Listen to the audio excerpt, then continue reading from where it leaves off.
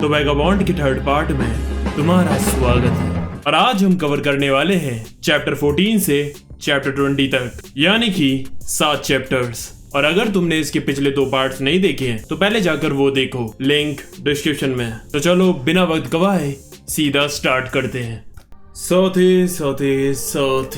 तो चलो रीकैप करते हैं।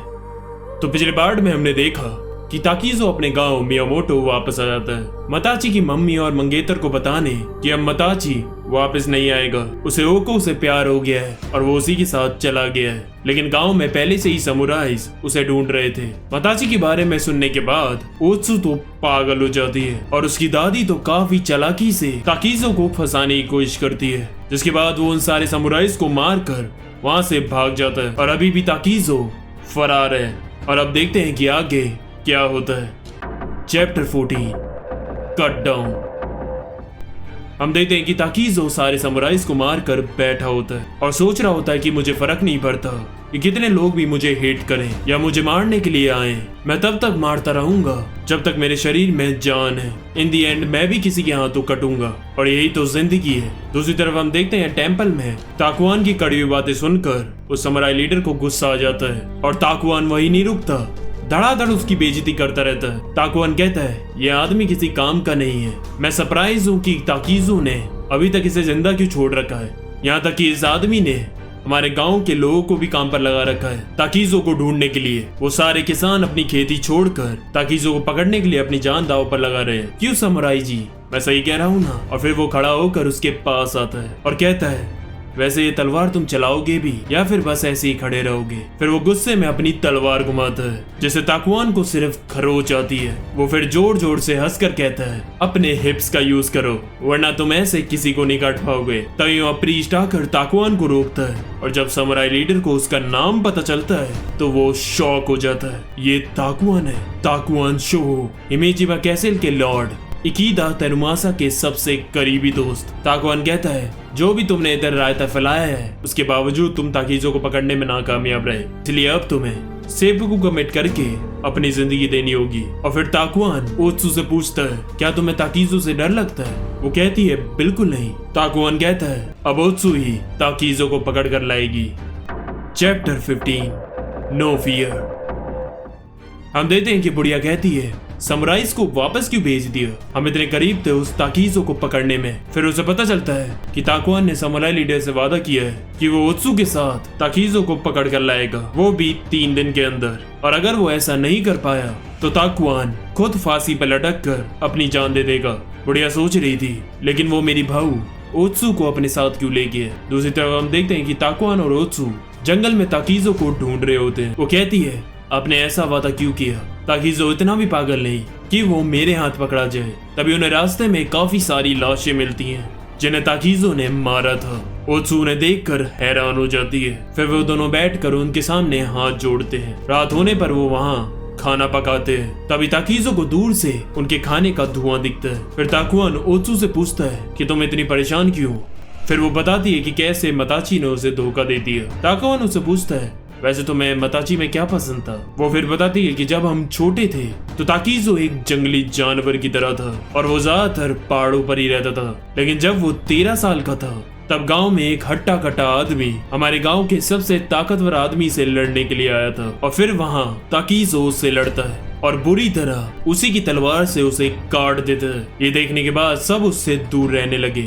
लेकिन मताची सिर्फ एक बंदा था जो उसके बाद भी ताकीज़ो का दोस्त रहा और ये चीज मताची की मुझे बहुत अच्छी लगी। और तभी ताकुआन नोटिस करता है कि पीछे ताकीज़ो वहाँ आ चुका है। Chapter 16 captured.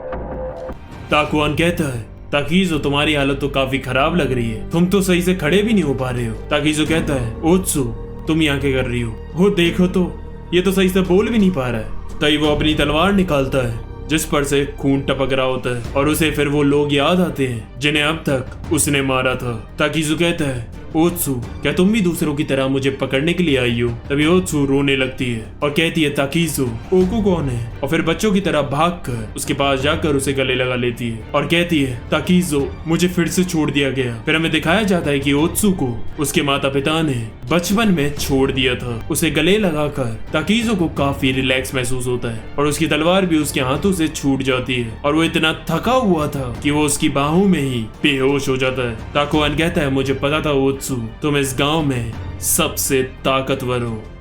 Chapter 70 invincible under the सन।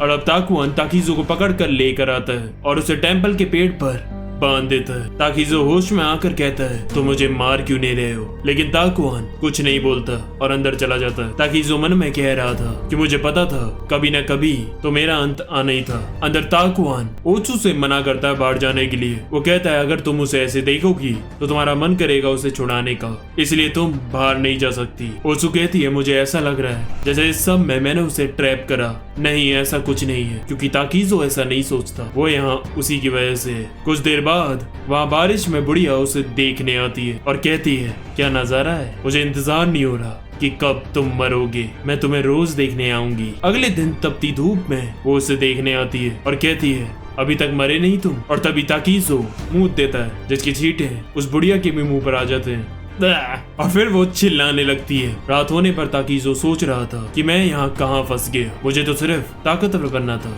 फिर हमें उसका पास दिखाया जाता है जहाँ वो अपनी मम्मी से मिलने आता है, जिनकी गोदी में एक और बच्चा था। उसकी माँ उससे कहती है, जाओ अपने पापा के पास वापस। जाते हुए ताकीज़ो कहता है, मुझे इतना स्ट्रॉन्ग बनना है कि मुझे आगे किसी पर डिपेंड न रहना पड़े। और हमें एक झलक भी दिखाई जाती है जब उसने वॉर ज्वाइन की थी और हम देखते हैं कि ताकुआन वहाँ बैठा बस उसे देख रहा होता है। अगर वीडियो अच्छी लग रही हो तो लाइक करना मत भूलना और शेयर करना भी। और अगर तुम नए हो इस चैनल पर और तुमने बज़र्क की सीरीज नहीं देखी है तो उसका लिंक भी डिस्क्रिप्शन में है, जाकर देखना जरूर। Chapter 18 tree of shame. एक रात चुपके से ओत्सु ताकीज़ो के पास आती है और उसके लिए एक आलू लेकर आती है। वो उसे बैम्बू में लगाकर उसके मुंह तक पहुंचाने की कोशिश करती है। ताकीज़ो कह रहा होता है, तुम ये सब मत करो ओत्सु, मेरे चक्कर में तुम भी फंस जाओगी। ओत्सु कहती है, ऐसे तो तुम मर जाओगे।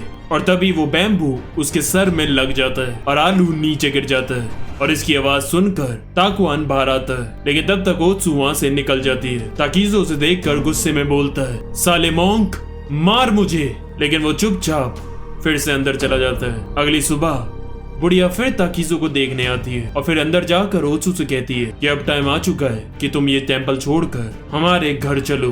अब से तुम होनीदेन फैमिली की एक मेंबर हो। लेकिन ओत्सु मना कर देती है। ताकुआन कहता है, वो सही कह रही है, वैसे भी मताची वापस थोड़ी ना आने वाला है। बुढ़िया कहती है, चुप कर, मेरा मताची वापस जरूर आएगा। फिर वो ओत्सु से कहती है, तुम भूल गई क्या, मैंने तुम्हें सहारा दिया था जब तुम्हारे खुद के माँ बाप तुम्हें छोड़कर चले गए थे। ओत्सु नीचे झुककर कहती है, जो भी आपने मेरे लिए किया मैं वो कभी नहीं भूलूंगी, लेकिन अब मैं आपके घर की मेंबर नहीं बन सकती। माताजी ने मुझे धोखा दिया है और अब मैं उससे नफरत करती हूँ। तभी वो बुढ़िया ये सुनकर गुस्से में उस पर हमला करती है, लेकिन ताकुआन उसे रोक लेता है। रात होने पर ताकुआन ताकीज़ो के पास आता है। ताकीज़ो गुस्से में झपट रहा होता है और उसे चिल्लाकर बोलता है, साले मॉन्क, मुझे मार, क्यों मुझे ऐसे तड़पा रहा है? एक बार में मुझे तलवार से मारकर खत्म कर, एटलीस्ट मुझे एक ऑनरेबल डेथ तो मिलेगी। कमजोरी की वजह से उसे उल्टी भी हो जाती है। ताकुआन कहता है, अपनी एनर्जी बचा कर रखो, नहीं तो तुम जल्दी मर जाओगे। थोड़ी देर बाद ओत्सु वहाँ आती है आलू लेकर, लेकिन फिर से उसे आलू खिलाने में वो नाकामयाब रहती है। चैप्टर 19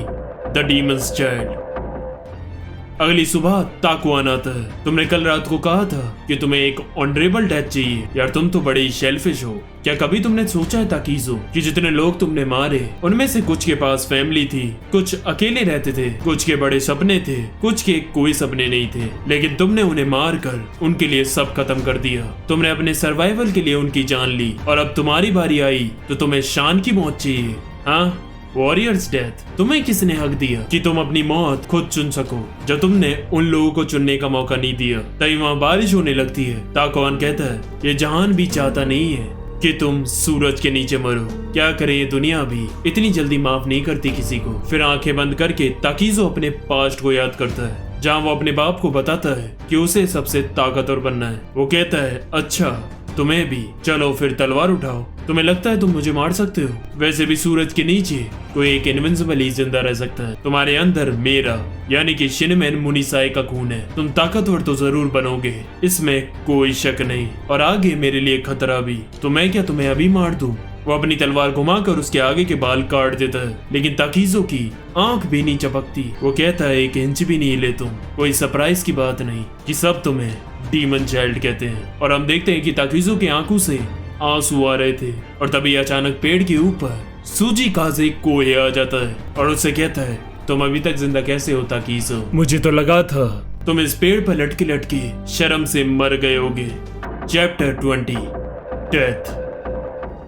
कोई कहता है बारिश में भीगने के बाद, सूरज से तपने के बाद, अपने कपड़ों में मूतने के बाद, इतना सब होने के बाद भी तुम जिंदा कैसे हो? क्या तुम्हारी लाइफ का कुछ बहुत बड़ा ड्रीम या पर्पस है? वैसे अगर कहीं हेल और हेवन है तो मुझे लगता है मेरे जैसा मर्डरर हेल ही जाने वाला है, और शायद तुम भी। और फिर वो उसकी रस्सी काट कर उसे नीचे गिरा देता है और खुद भी नीचे आता है और कहता है कि अब हम दोनों एक ही जगह जाने वाले हैं, तो क्यों ना मैं तुम्हें एक शानदार मौत दूं। और जैसे ही वो उसके तलवार को छेड़ने वाला होता है तभी उसे एक डीमन का ऑरा अपने पीछे महसूस होता है, जो कि असल में ताकुआन से आ रहा था। कोई 1 सेकंड में वहां से भाग जाता है और कहता है वो साला दानव कौन था? अच्छा हुआ मैं वहां से निकल गया। अगले दिन बुढ़िया शॉक हो जाती है क्योंकि ताकीज़ो अब वहां नहीं था। वो पूरे टेंपल में चिल्लाने लगती है और तभी वहां का प्रीस्ट उसे बताता है कि ताकीज़ो इज डेड। वो कहता है कि रस्सी टूटने की वजह से उसका सर जमीन पर लगकर कुचल गया। इतने दिनों तक वहां लटके लटके उसका शरीर काफी कमजोर हो गया था। बुढ़िया कहती है मुझे उसकी बॉडी देखनी है। उसकी बॉडी कहाँ है? प्रीस्ट कहता है हिमेजिमा कैसल पर। आखिर वो एक क्रिमिनल था।